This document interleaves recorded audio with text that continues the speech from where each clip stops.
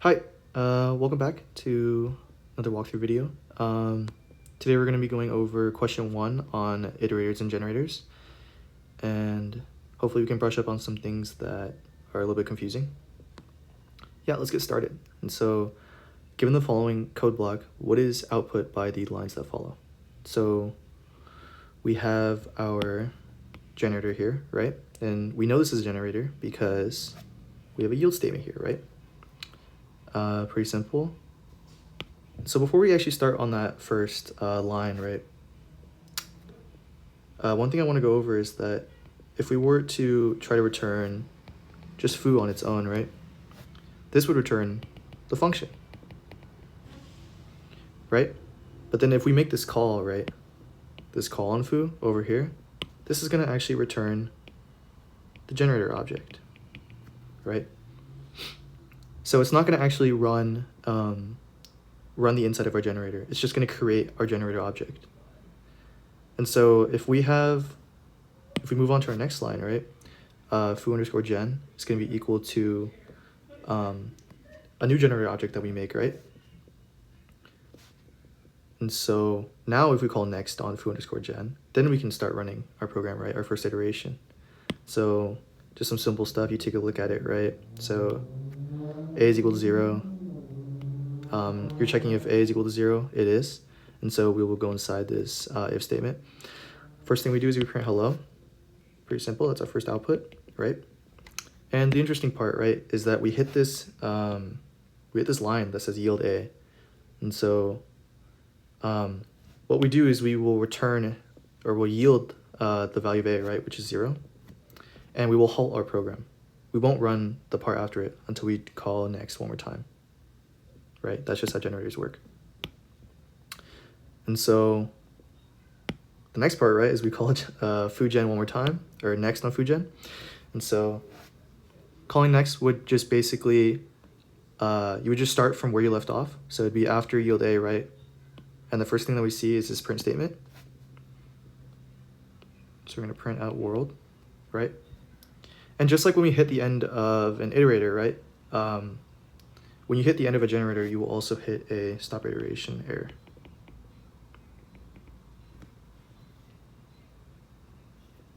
Yeah. And so this next part is a little confusing. So I tried to break it down in a maybe less confusing way or a different way to visualize it. This might confuse you even more. If it does, I apologize. But I do think that this makes a lot more sense to a lot of people.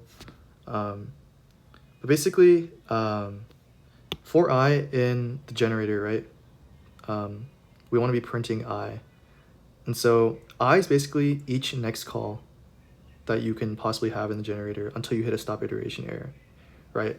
So on the left side, on the right side, we have A, which we turn the generator into an iterator, right?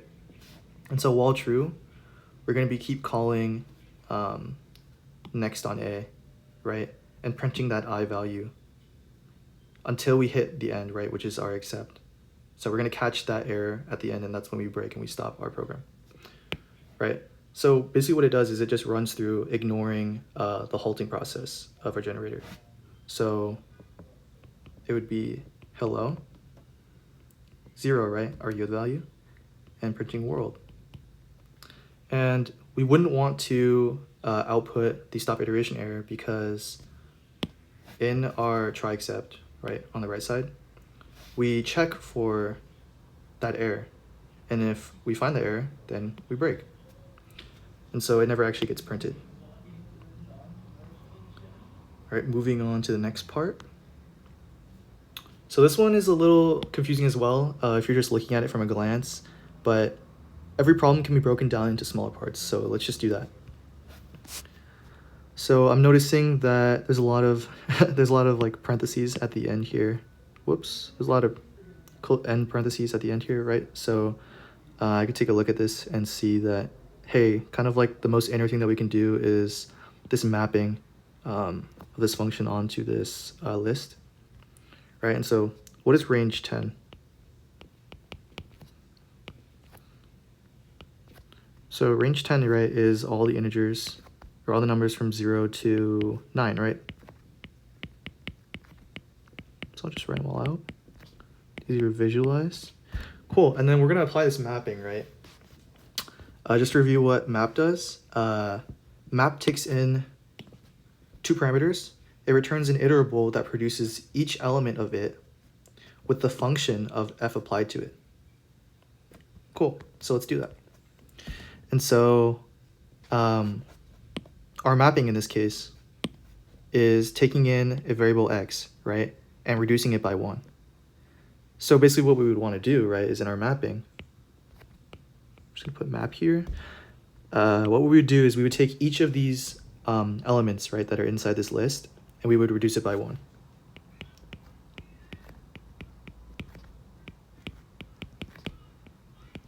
Which would basically just be the list from -1 to 8. Cool. And so we could simplify this to say that we've kind of like done this part already, right? And so the next part that we can take a look at is our filter. And our filter takes in, we can review what filter does. So filter's right here. Filter takes in two parameters. It returns an iterable that includes only the elements of it where the predicate function pred returns true. Okay. So let's do that. We have our function here which takes in a variable x, right? And what it does is we're gonna mod it by 2, right? And so this kind of like a review of like truthy and falsy values, right? Normally if we do mod 2, it's basically just checking if it's like the only outcomes you can get from mod 2 are 0 and 1, right? 0 meaning that's even and 1 meaning that it's odd. And so we know 0 is a falsy value and we know 1 is a truthy value, right? So basically all of our even numbers in our list, right, from after our mapping are going to be eliminated from our list. And so what our resulting list would actually look like is, so after our filter, we're basically going to be taking out 0, 2, 4, 6, 8, all the even numbers.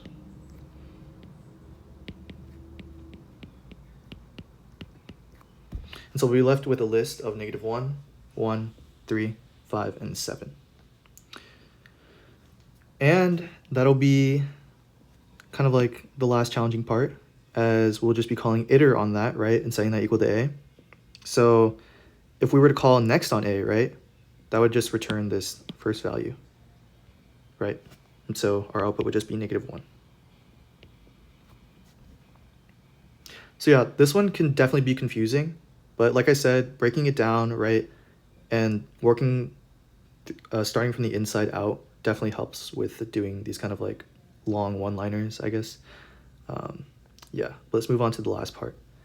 And so what we have here is we have a reduce. So let's take a look at what reduce does. Reduce takes in three parameters, sorry. It reduces it to a single value by repeatedly calling the 2-argument function f on the elements of it. And so an example would be if you took in the function add, right? You'd basically just be adding all these values in the list, which is how they get 6. And optionally, an initializer may be provided in it, which takes in a function, right? And sorry, 0 is just like the initial value. So if this 0 was like, if this value was like 2 or something, then you would start with 2, right? And then you would add that to each value that's in the list. It's just kind of like your starting value. And so, yeah, we can go back to our problem, right? That takes in reduce. Sorry, I had somebody come in on accident. We have reduce here, right? That takes in, let's see. So yeah, we have basically two elements here, right? We don't have an initializer, so we don't have to worry about that. So this is kind of like the same thing as saying add, because all we're doing is just taking like two values, right? or the first value and the next value, and we're just adding them together. One thing to worry about though is that keep in mind that we said next A already, which means that we're kind of already past this, right? This -1 in the iterator on this side. And so what would happen is we would be doing 1 plus 3 plus 5 plus 7, like the rest of the iterator, right? Which is actually equal to 16. And so our final value that we return would be 16. And yeah, that's question 1 of iterators and generators. Hopefully that helped, and hopefully nothing was too confusing. Yeah, thanks for watching.